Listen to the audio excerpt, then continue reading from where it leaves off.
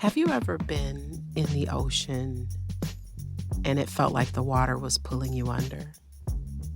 You know, it happens in pools too. Have you ever just been in any large volume of water and just felt like you were being pulled under? But then if you just relax, you start to float.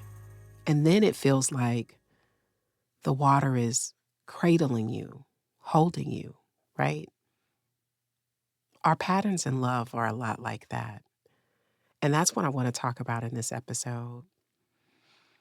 I spent so many years being a great partner for emotionally unavailable men. And when I say that, I mean I was understanding, patient, the shoulder they could cry on, the ear they could trust. I was so good at being there for them that they never really had to be there for me. I mean, I thought I was just really good at relationships. But it turns out what I was really good at was staying safe. And let me tell you about the wake-up call. It wasn't gentle. After the longest relationship I never had ended, and by ended, I mean he ghosted me and married someone else, which is how I found out the relationship was over, is that I found out on Facebook that he had married someone else. But I had to face something that I had been completely unaware of or maybe avoiding my entire life. I was attracted to emotionally unavailable people because I was emotionally unavailable. It just looked different on me. But it was one of those moments when the truth lands in your body before your mind really has a chance to catch up. That's what it was like. I can't even tell you what caused me to look for him on Facebook, because we had been together, not officially as a couple, but we had been seeing each other for a really long time, but we were not Facebook friends, and that was intentional. As a rule, and this is some emotionally unavailable shit here, but as a rule, I did not follow anybody that I was fucking, and I didn't want them to follow me either. So, but this particular day, I wasn't even active on Facebook anymore, but I logged in, and it felt like I was having an out-of-body experience because I searched his name, and what came up was his profile with a picture of his wife with a caption that said, "Meet the," whatever their last names are, I won't say. And that was how I found out that he not only had disappeared on me, but that he had actually gotten married. And I remember how my chest hurt. And it wasn't because my heart was so broken. It wasn't because my heart was so broken. It was because of the recognition. After all those years of being the strong one, the understanding one, the one who could hold space for everybody else's mess, I realized that it wasn't strength, it was distance. And every time I made space for someone else's emotional unavailability, I was actually protecting my own heart, or so I thought. Because if I was busy taking care of everyone else, they couldn't see how desperately I needed care too.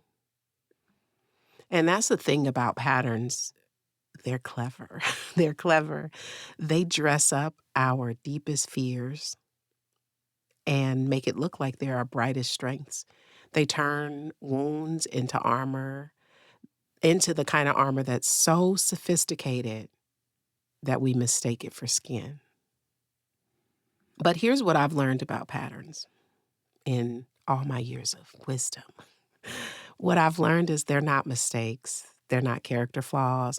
They're not even self-sabotage. They're just adaptations. Our minds are brilliant architects. So good, in fact, that we just gravitate toward familiar pain because the pain we know is easier to navigate. I mean, we can autopilot through that shit, right? Like we can do the kind of heartbreak that's familiar to us without thinking or losing an eyelash, right? In the meantime, though, our bodies, they cannot lie. They're always telling us the truth about what's really up. Our bodies let us know what's really going on. But our minds, oh, they're brilliant storytellers. And our minds really love taking the truth and wrapping it up in layers of justification, rationalization, and explanations, right? I mean, think about it.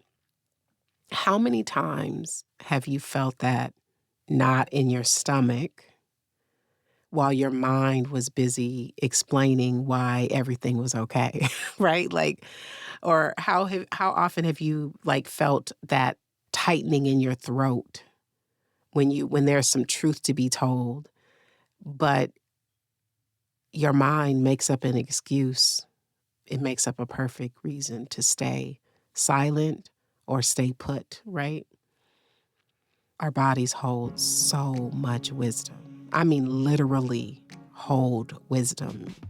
We've got billions of years of evolution in every single cell. Our bodies are just wise.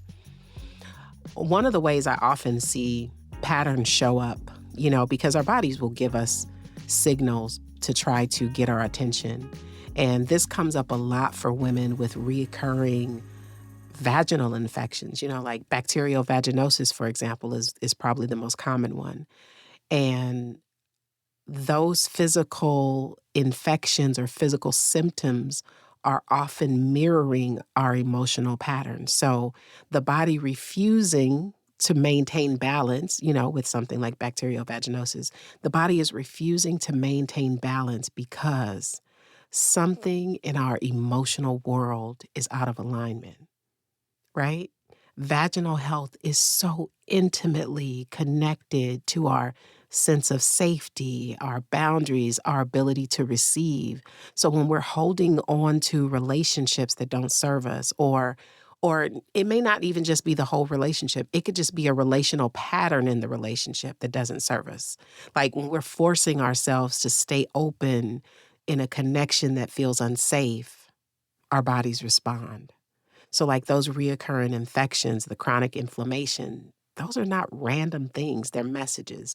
Your body creating physical boundaries when your mind doesn't know how, right? I have seen women heal chronic infections, not through medication, but just through finally accepting what is real and true and listening to their body's wisdom. And through recognizing that burning, that discomfort, that imbalance, all the body is really trying to say is what your voice hasn't been able to articulate, right? Our bodies are like sacred waters reflecting all the things that we're not ready to say out loud, the boundaries that we're afraid to set, the truth we're too scared to own.